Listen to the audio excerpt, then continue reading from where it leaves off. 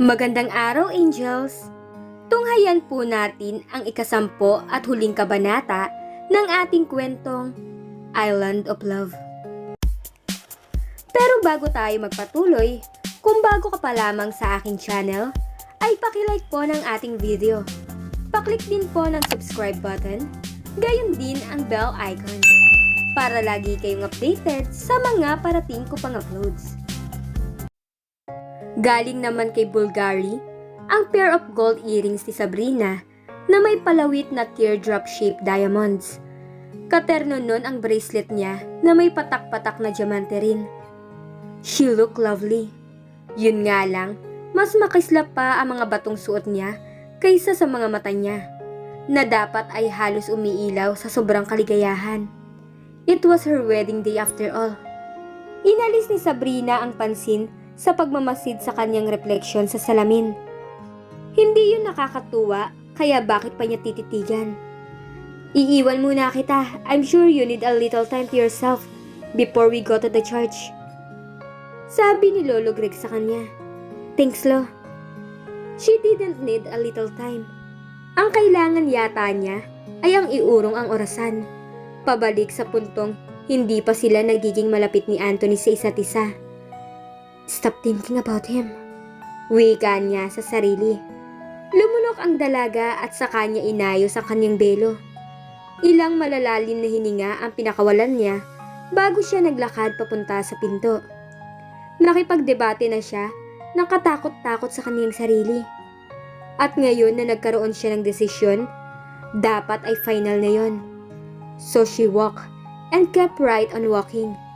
Out the door, down the hall, and to the stairs. Nasa bahay niya si Anthony. He planned to be very busy that day. Yun bang pag-ihi lang ang pahinga para hindi niya mamalayan ang paglipas ng mga oras hanggang sa sumapit ang takdang sandali na mawawala na ng tuluyan sa kanya si Sabrina. She was never yours. Kaya paano siya mawawala sa'yo? Kantyaw sa kanya ng isang bahagi ng kaniyang isip. Alam niya ang oras ng kasal. Kung pwede lang ay hatakin niya ang mga minuto para lumagpas na ang oras na yon.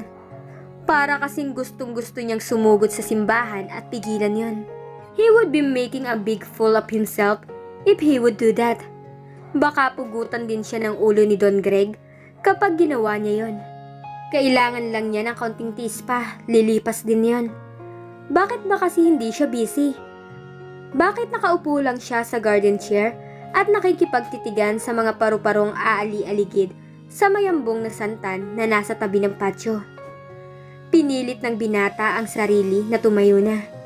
Napakaraming pwedeng gawin para malibang siya. Napakaraming pwedeng puntahan para hindi niya ganong mamalayan ang paglipas ng oras. He rushed to his room. Nagmamadali siyang nagbihis. Kung paharurutin niya ang kanyang sasakyan, ay para siyang naghahabol ng huling biyahe sa eroplanong papaalis ng bansa na may civil war. Nang malapit na siya sa kanyang destinasyon, ay saka niya napagtanto kung saan siya pupunta. Sa simbahang pagdarausan ng kasal ni Sabrina at Peter. Napamura ang binata sa sarili.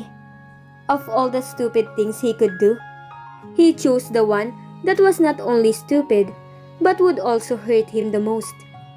Pwede niyang ibwelta o iliko ang sasakyan. Maaari niya yung itabi at ihinto, pero hindi niya ginawa. Para bang may iba ng kaluluwang sumanib sa kanya at ngayon ay ito na ang nagdedesisyon kung ano ang gagawin niya. At ang gusto nito ay ang dumalo siya sa kasal ni Sabrina. It would hurt, like a hell, seeing her getting married to another man. Yun ay dahil mahal na niya si Sabrina. Bakit ba napakahirap para sa kanya na aminin yon? O baka naman hindi mahirap ang pag-amin. Ang mahirap ay ang pagharap sa mga komplikasyong lilikhain nun. Well, complications be damned. Yun na ang huling pagkakataon niya para sundin ang noon pa ikinukulit ng kanyang puso. If he let that chance slip away, he would most probably regret it for the rest of his life. I'll do this myself. Thank you, sabi niya sa sarili. Buong-buo na ang pasya niya sa gagawin niya. nang tapakan niya ang silinyador para mas paharurutin pa ang sasakyan niya. If only he could make it in time. Mabilis ang sinilip niya ang kanyang relo. Marami pa siyang oras.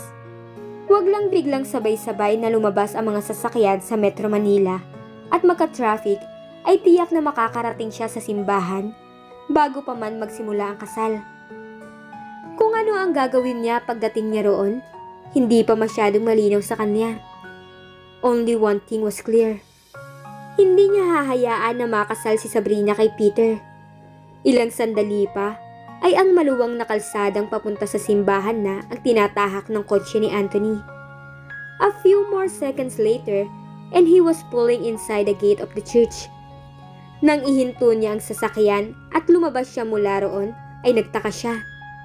Nasa tamang simbahan ba siya? Wala kasi masyadong nakaparadang sasakyan sa loob ng gate. Gayong tiyak na pulos de kotse ang mga bisita ng mga ikakasal. Kinabahan ang binata. Baka nasa maling simbahan nga siya. Pero yun lang naman ang alam niyang simbahan na may ganoong pangalan sa lungsod na yon. Nireplay niya sa pag-iisip niya ang naging pag-uusap nila ni Don Greg. Malinaw na malinaw sa alaala niya ang pangalan ng simbahan, pati ang oras at petsa ng kasal. So where the hell were the guests? Baka hindi pa dumarating. Parang malabong mangyari yon. Ilang minuto na lang ay magsisimula na ang seremonya. Pati ang bridal car, dapat ay nandun na. Pwedeng magpa-dramatic entrance at mahuli yun ang dating, pero dapat naroon na ang karamihan ng mga bisita. Baka mali ang petsa, wika niya sa sarili. No, I got it right. Mali ang oras? Hindi rin eh. Dahilan? Manghuhula ka na lang ba dyan? O baka balak mong bumaba para magtanong? Patuyang sabi niya sa kanyang isip. Yun na nga ang ginawa ni Anthony. Pero habang papunta siya sa pinto ng simbahan, ay nagsimula siyang kabahan. May mga palatandaan naman na may ginanap ng kasal sa simbahan. Nakalatag ang pulang carpet. Sa entrada pa lang ay marami ng bulaklak. Pati mga palamuti na kalimitang inilalagay kapag may ikinakasal. Yes, a wedding seemed to have taken place. Parang may malamig na kamay na sumaklot at bumiga sa puso niya. Hindi kaya napaaga ang oras ng kasal? Ilang araw na rin ang lumipas mula nang sabihin sa kanya ni Don Greg ang tungkol doon. Posibleng nagkaroon ng biglang aberya o conflict kaya kinakailangang iabante ang oras ng kasal nina Sabrina at Peter. That would explain why there seemed to be no more guests in and around the church. Malamang na nasa pagdarausan na ng reception ng mga yon. By the look of it, the schedule was advanced by only an hour. He missed stopping it by only an hour. Parang ang sakit tanggapin. Itinuloy niya paglalakad at bawat hakbang niya ay tila nagpapatotoo sa hinala niya na nai-advance ang kasal. Pagpasok niya sa pinto ay nakita niyang sinisimulan ng alisin ng mga tagalinis ng simbahan ang mga bulaklak sa aisle, pati ang mga ribbon na ikinabit doon. Wala na ni isang bisita. Wala na ang mga ikinasal. Kailangan na niyang tanggapin ang katotohanan na si Sabrina ay asawa na ngayon ng ibang lalaki. Kasalanan mo. Hindi na niya kinontra ang panunumbat ng kalooban niya. But what was done was done. Now, he had to live with the consequences of his stupid decision. Sandaling minasdan ni Anthony ang altar. Parang gusto pa siyang lalong pasakitan ng isipan niya. Nag-flash kasi roon ang itsura ni Sabrina habang nakatayo ito sa harap nun, kasama ang lalaking asawa na nito ngayon. He could have been that guy, but he blew it. Humugot siya ng hininga. Hindi nabawasan ang sakit na inaakala niyang mapapalis nun kahit paano. Laylay ang mga balikat, nagsimula na siyang maglakad pabalik sa sasakyan niya. Parang halos hindi makahakbang si Anthony sa bigat ng nararamdaman niya. Gusto niyang magwala, ipagtatapon ang mga bulaklak na nakalagay sa paso. Pagbubunutin ang mga tanim sa hardin ng simbahan, tadyakan ng pinto. Pero marunong naman siyang gumalang sa tahanan ng Diyos, kaya nagpakahinahon siya. Tinungo na niya ang kotse niya. By now, Sabrina and her new husband could probably mingling with their guests, happily posing with them for pictures they would be putting in their wedding album. Pupunta ba siya sa reception? Parang mas mamatamisin pa niyang tumalon sa bunganga ng isang aktibong bulkan kaysa gawin yon. Lumulan ang binata sa Honda Civic niya. Binuhay niya ang makina nun. Pero bago pa niya mapaandar ang sasakyan, ay nagring ang cellphone niya. Napakunot noo siya nang makitang si Don Greg ang tumatawag. Nag-atubili si Anthony kung sasagutin niya yon. Baka naman biglang naalala nito na hindi niya alam na na-advance ang oras ng kasal. At ngayon ay inaabisuhan siya na sumunod na lang sa reception. Pwede siyang magdahilan na lang. Napabuntong hininga lang ang binata. He pushed the appropriate button. I'm so glad you answered. Bulalas ng matanda mula sa kabilang linya. I need your help. Hindi ako makakapunta. Kasi, what did you say? Todo ang pagpapractice niya sa isasagot niya rito, kaya parang hindi niya narinig ang sinabi nito. Ang katagang help lang ang umagaw ng pansin niya. I need your help. Sabrina is missing. Parang isang bulati na lang ang gagapang at magtutuloy-tuloy na ang pagpapanik nito. Missing? Hindi niya maintindihan. How could she be missing? This is her wedding day, isn't it? Yeah, supposed to be. Hindi natuloy ang kasal. Nang balikan ko siya sa kwarto para sabihin na aalis na kami patungo sa simbahan, nadiskubre kong wala siya roon. Hinubad din niya ang wedding gown niya. She just left a note saying how sorry she is because she wouldn't be able to go through with the wedding. Ihingi ko raw siya ng paumanhin kay Peter at sa pamilya nito. Bigla siyang nag-alala para sa dalaga. Pero kaakibat nun ay may nadama siyang kasiyahan. Hindi natuloy ang kasal ni Sabrina. He had another chance with her. The problem was, he had to find her first. Nasaan po kayo? Tanong niya sa kausap. Home. I've called up the police, but you're the one I need right now. I'll be there. Akala ni Anthony ay madali lang niyang mahahanap si Sabrina. Iisa-isahin lang niya siguro ang mga kaibigan nito at matutuntun na niya ang kinaroroonan nito. Where would she hide anyway? At ano ang dahilan nito para magtago? It was not as if her grandfather or Peter's family would hunt her down.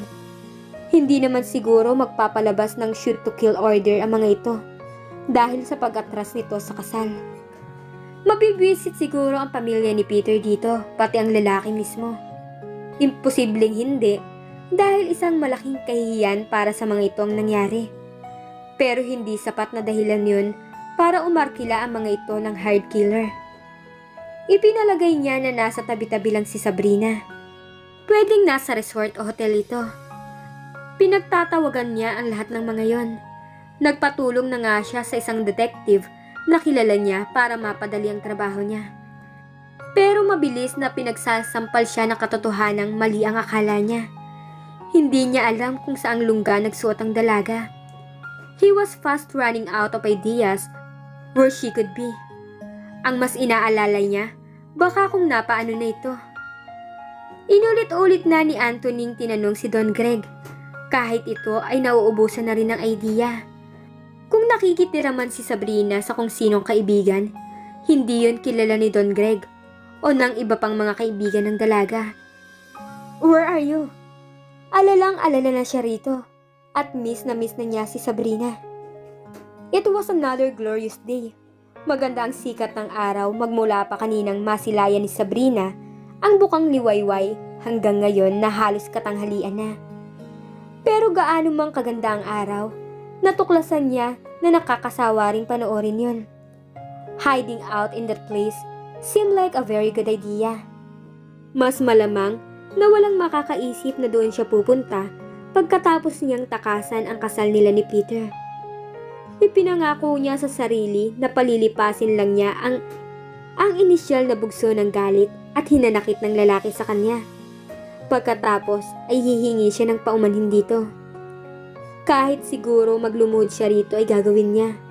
Siya naman ang may kasalanan dito. Pero mali naman kasi na itinuloy niya ang kasal kung nasisiguro niyang hindi niya talaga mahal si Peter. Sinubukan niya. Pinilit niya ang sarili. Pero nabigo siya. At isa siyang malaking engot dahil hinayaan pa niyang humantong sa kasal ang lahat. Yun ang pinagsisisihan niya. At ang dahilan kung bakit kung masokista lang siya ay bugbog sarado siya sa sarili niya. Dapat na siyang bumalik. Pero hindi lang yata si Peter, ang lolo niya, at ang pamilya ng lalaki ang gusto niyang pagtaguan at takasan, kundi pati na rin ang dahilan ng pag-atras niya sa kasal. Ang lalaking kung pwede lang matanggal ng Zonrox ang mantsa sa kanyang isipan, ay baka ibinabad niya roon ang utak niya. Somehow, she equated going back to her life in the city, once more facing the reality that he would never be hers. Pwes, hindi pwedeng habang buhay ka na lang nandito. Magmumukha kang castaway na walang sinasalihang reality show. Hinagilap niya ang kanyang cellphone. Tatawagan na niya ang chopper na susundo sa kanya. Pero may ESP yata ang piloto nun. Dahil hindi pa man niya napipindot ang numero nito, ay nakarinig na siya ng ugong ng parating na chopper. Napatayo si Sabrina. Nagulat siya nang malaman niyang mukhang lalapag sa islang chopper. And then, she started getting scared. Paano kung masamang loob ang lulo ng chopper? She was alone and defenseless in that place. Ngayon mo lang naisip yan? Too late. Now, run and hide. Nagsimula siyang tumakbo. Hindi na niya nilingon ang chopper. Siguro ay nakalapag na yon dahil dinig niya ang malakas na dagundong. Ang pagtakbo ang inatupag niya. Tatakbo siya hanggang may lupa. Pero para din siguro siyang sira. Gaano man kalaki ang isla, siguradong maaabutan siya ng lula ng chopper. Dahil wala siyang ibang pwedeng puntahan kundi ang magpaikot-ikot doon. Napasigaw siya nang may humablot sa braso niya. Sabrina! Pahilang iniharap siya nito. Napaiyak siya nang makita niya kung sino yon. Talagang natakot siya kanina. Kaya ngayong nalaman niya na hindi siya nanganganib, ay sobra-sobra ang relief na naramdaman niya. Hindi masamang loob ang nilingunan niya, kundi ang lalaking nakapanghimasok at nanuot ng husto sa kanyang kalooban. Si Anthony. Kinabig at niyakap siya ng binata. Pakiramdam ni Sabrina, yun ang lugar na pinakaaasam-asam niyang muling maparoonan, ang mga bisig ni Anthony. What the hell were you thinking disappearing like that? Sinisita siya nito, pero kulang ang galit sa tinig nito. I didn't want to marry Peter. Bakit pumayag ka? Hindi ko pa sure na ayoko. Hi Sabrina. What would I do with you when I make you my wife? Seryoso na wika ni Anthony. Biglang nagpipiglas ang dalaga. Ano ang sinasabi nito? Sorry. Mukhang nagulat naman ito. Tila hindi nito sinadya ang pagsasabi nun. Dapat ka talaga mag-sorry. Lalo kung hindi tao sa puso mong sinabi mo. Tumingin ito sa kanya. Sa sobrang pagkakakunot ng noo nito, ay mukha na itong Sharpie. Isang breed ng aso na mas gusot pa kaysa sa bulldog ang mukha. What did you say? Tanong nito. I said, never mind. I'll make my own interpretation. Kinabig siya nito at hinalikan. At sa halik na pinagsaluhan nila, ay nauunawaan nila ang nasa kanilang mga puso. I love you so much. Don't ever scare me like that again. Paangil na sabi ng binata sa kanya nang pakawalan na siya nito. Sino ba ang nananakot? Akala ko nga kanina bandido ang naglanding sa isla. Kaya ka nagtatakbo? Well, you deserve to be scared. Para maghunos dili ka naman kung minsan. You're way too impulsive. Pasalamat ka na lang at impulsive ako. Kung hindi, hindi ko hahayaan ang sarili ko na ma-inlove sa'yo. Malakas na ang loob niyang umamin. Nagsasawa na siyang matakot. You do? Mabuti naman pala. How did you find me? Tanong niya rito. A lucky hunch. This place is very special to me. And I was hoping you would want to hide here because it is special to you too. Yeah, it is. Kasing special mo lugar na to. He just smiled. Pagkatapos, ay muli siyang hinalikan nito ng buong alab. Sa hinaba-haba man daw ng prosesyon, ay prosesyon pa rin yun. At ang prosesyon ay sa simbahan dapat ang tuloy. Ang pagmamahala ni na Sabrina at Anthony ay sa simbahan humantong. Pero bago yun, ay humingi ng paumanhin si Sabrina kay Peter at sa pamilya nito. Mabuti na lang at kahit mukhang medyo naiinis pa si Peter, ay patatawarin naman siya ng mga ito. Siguro ay dahil wala na rin itong magagawa pa. And so their wedding day arrived. At saan pa ba nila pipiliing magpakasal? Kundi sa isla na rin mismo kung saan nagsimula ang kanilang pagmamahalan. Doon na rin ginanap ang reception. Doon na rin sila magka-honeymoon. Hihintayin lang nilang makaalis sa mga bisita. Sana dalian na nilang mag-impake. Bulong ni Anthony sa kanya. I can't wait to make you mine. Nangaakit na wika ng binata. Same here. Segunda niya. Ang comments niya na yun ay umani ng ungol mula rito na nagpapahiwatig ng pagkainip. Huwag kang excited. We have the rest of our lives to be together. At nasisiguro kong hindi ako magsasawang makasama ka. Pahayag nito. A second emotion. Kinabig at hinalikan niya ito. Mahal na mahal kita, Sabrina. At pangako ko sa'yo, iaalay ko ang buong buhay ko sa'yo. Buong pagmamahal na wika ni Anthony.